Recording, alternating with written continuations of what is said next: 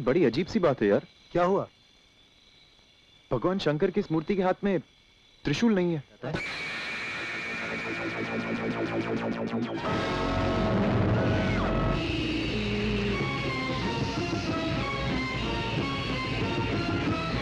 साधारण फिल्मों की बजाय भूतिया फिल्मों को थिएटर में जाकर देखना लोग काफी कम पसंद करते हैं और नए कलाकारों के साथ बी ग्रेड होने से तो ये आंकड़ा और भी कम हो जाता है, क्योंकि ऐसी फिल्मों को देखने से बुरे सपने तो आम बात है, लेकिन फिर भी इन्हें देखने का एक अलग ही मजा है। बॉलीवुड में भूतिया फिल्मों का क्रेज 80 के दशक से शुरू हुआ था, जब रामसे भाइयों ने मिलकर एक तरफा भूतिया फिल्मों के जरिए न केवल करोड़ों में कमाई की, बल्कि कई बड़े बजट की फिल्मों को भी पीछे छोड़ दिया था। रामसे भाइयों ने 80 के दशक में ऐसी सदाबहार भूतिया फिल्में बनाई जिसका तोड़ बॉलीवुड के बड़े फिल्मकारों के पास तो क्या खुद उनके पास भी नहीं है, और इसीलिए हम आज ऐसी फिल्म की जानकारी देंगे जो भूतिया फिल्मों के लिए मील का पत्थर साबित हुई थी। 19 अक्टूबर 1984 को रिलीज पुराना मंदिर में लीड रोल में मोहनीश बहल, पुनीत सर, आरती गुप्ता, प्रदीप कुमार, सदाशिव अमरापुरकर, सतीश शाह, जगदीप, राजेंद्र नाथ, ललिता पवार और अनिरुद्ध अग्रवाल के अलावा कई और कलाकार नजर आए थे।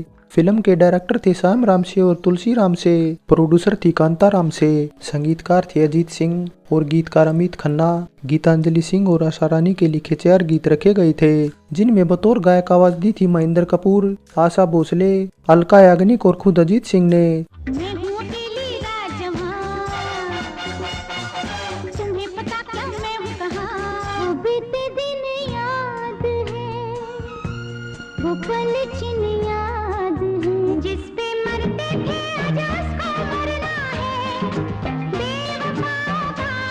Shiv Shiv Shankar Shiv Shiv Shambho.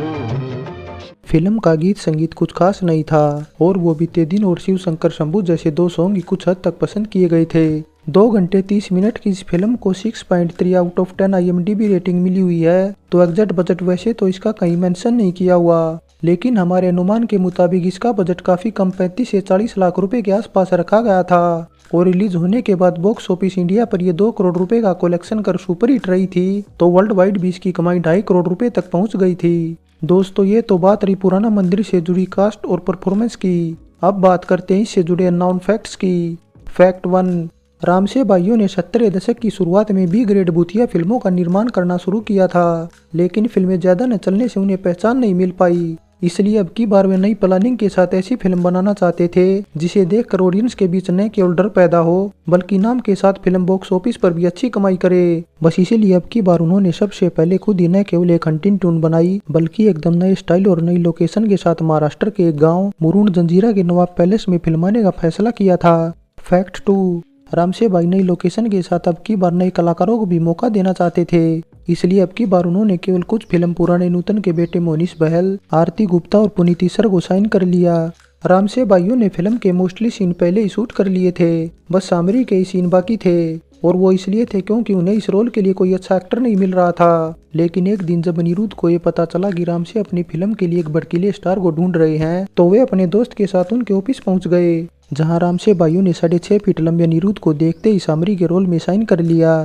Fact 3, B grade film sign करने से मोहनीश की मां नूतन उनसे काफी नाराज हो गई थी, लेकिन मोहनीश ने बताया कि केशु रामसे से कॉन्ट्रैक्ट के कारण उन्हें फिल्म करने को मजबूर होना पड़ा। बस इसीलिए बॉक्स ऑफिस पर सफलता के बावजूद मोहनीश इसकी खूब आलोचना कर रहे थे और इसे बी ग्रेड बताते हुए एक इंटरव्यू में इतना तक बोल दिया कि इस फिल्म की सफलता से उन्हें कुछ हासिल नहीं हुआ, क्योंकि इसके बाद उन्हें एक तरफा छोटे बजट की बी ग्रेड फिल्में ऑफर होने लगी थी, जिनमें ज्यादातर हॉरर जॉनर की थी।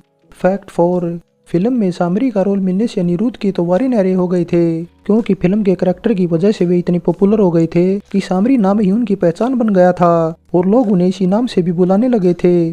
बस इसी वजह से रामसे भाइयों से भी नहीं रहा गया और उन्होंने अगले ही साल अनिरुद्ध को लेकर सामरी टाइटल से एक फिल्म बना डाली। फैक्ट 4, फिल्म की शूटिंग के दौरान अनिरुद्ध के साथ एक ऐसा हादसा हुआ था जिससे वे काफी डर गए थे, क्योंकि दरअसल फिल्म के एक सीन में उन्हें ताबूत से बाहर निकलकर लोगों को डराना था। श्याम और तुलसी राम से शॉट लेने के लिए तैयार थे, लेकिन कुछ वजहों से ताबूत अंदर से ही लॉक हो गया, जिसके बाद क्रू मेंबर को उन्हें निकालने में तकरीबन 1 घंटे का टाइम लग गया। अनिरुद्ध उस टाइम इतने डर गए थे कि सीन पूरा करने में भी हिचकिचाने लगे थे।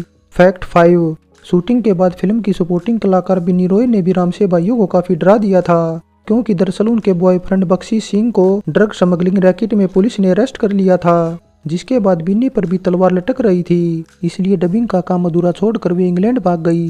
जिसके बाद रामसे भाइयों को डबिंग आर्टिस्ट द्वारा ही उनकी आवाज को डब कराना पड़ा था।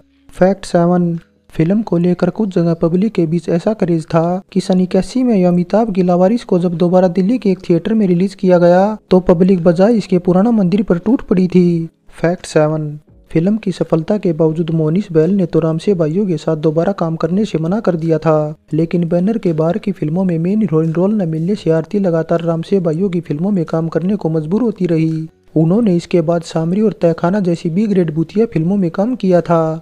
फैक्ट 8, फिल्म में अनिरुद्ध के बाद पुनीत इस्सर का रोल ऑडियंस को सबसे अच्छा लगा था और उनका सामरी को चुनौती देने वाला सीन तो बेहद पसंद आया था। पुनीत की जबरदस्त परफॉर्मेंस के कारण रामसे भाइयों ने अगली कुछ फिल्मों में भी उन्हें अलग अलग किरदारों में साइन किया था।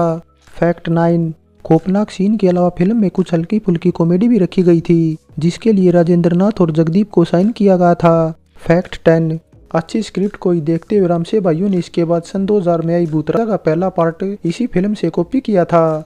फैक्ट 11, फिल्म का बैकग्राउंड म्यूजिक जबरदस्त था, जो भूतिया फिल्मों के लिए एकदम परफेक्ट था, इसलिए इसके बाद रामसे भाइयों ने अपनी मोस्टली फिल्मों में और जी टीवी पर टेलीकास्ट एक हॉरर शो में भी यही म्यूजिक रखा था। फैक्ट 12, अनऑफिशियली ये फिल्म एक Spanish horror series horror rise from the tomb से काफी कुछ इंस्पायर्ड थी। फैक्ट 13, कुछ न्यूज़पेपर और मैगजीन में ऐसा भी दावा किया गया है कि पुराना मंदिर बॉलीवुड की सबसे डरावनी फिल्मों में से एक है। फिल्म के डरावनेपन का अंदाजा इसी बात से लगाया जा सकता है कि कलाकारों समेत खुद डायरेक्टर श्याम रामसे महाबलेश्वर से मुंबई लौटते टाइम बीच रास्ते में डर गए थे। हालांकि बाद में यही डर उनके लिए फायदेमंद भी रहा, क्योंकि इसके बाद आई वीराना बनाने का आइडिया उन्हें इसी सफर से मिला था। फैक्ट 14, सन 83 में अय्यर सत्या जैसी फिल्म से डेब्यू कर फिल्म फेयर में बेस्ट सपोर्टिंग एक्टर का अवार्ड जीतने वाले सदाशिव मरापुरकर इस फिल्म में नौकर का रोल कर मोनिश बैल की तरह पछता रहे थे। दोस्तों, ये तो बात रही पुराना मंदिर से जुड़े रियल फैक्ट्स की। अब बात शूटिंग लोकेशन की करें तो इसकी शूटिंग मुंबई के एसएल स्टूडियो, फिल्मिस्तान स्टूडियो और फिल्म सिटी गोरेगांव के अलावा नवाब पैलेस और महाबलेश्वर में शूटिंग कंप्लीट की थी। शूटिंग लोकेशन के बाद अब बात टॉप 5 फिल्मों की करें तो इस साल फिल्म तोहफा टॉप पर थी, नंबर 2 पर थी मकसद, 3 पर शराबी, 4 पर मशाल और नंबर 5 पर धर्म और कानून थी, तो पुराना मंदिर 29वें नंबर पर थी। टॉप 5 फिल्मों के बाद अब बात 32वें फिल्म फेयर की भी कर ली जाए तो बी ग्रेड भूतिया फिल्म होने की वजह से इसे कोई नॉमिनेशन तक नसीब नहीं हो पाया था। फाइनली दोस्तों, वैसे तो भूतिया फिल्में देखने का अलग ही मजा होता है, लेकिन इन्हें किसी के साथ बैठ कर ही देखा जाए तो अच्छा है, क्योंकि रामसे भाइयों की बनाई फिल्में ऐसी थी कि जिनके नाम से औरतों और बच्चों को तो डर लगने लगता है। वे जो डरावने सीन क्रिएट करते थे उनकी बराबरी आज तक बॉलीवुड का कोई बड़ा फिल्मकार भी नहीं कर पाया है। और पुराना मंदिर तो वैसे भी रामसे भाइयों की ऐसी डरावनी फिल्म थी जो न केवल उनके करियर के लिए टर्निंग पॉइंट साबित हुई थी, बल्कि उन्हें मालामाल भी कर गई थी। फिल्म को आज भी जब टीवी पर टेलीकास्ट किया जाता है तो कुछ लोग इसे खतरनाक सीन के चलते देखने से नहीं चूकते, जिस वजह से इसे बॉलीवुड की क्लासिकल हॉरर फिल्म भी माना जाता है। और दोस्तों, अगर आपको हमारे द्वारा दी गई जानकारी पसंद आई है तो कमेंट, लाइक और शेयर करने के साथ चैनल सब्सक्राइब जरूर करें।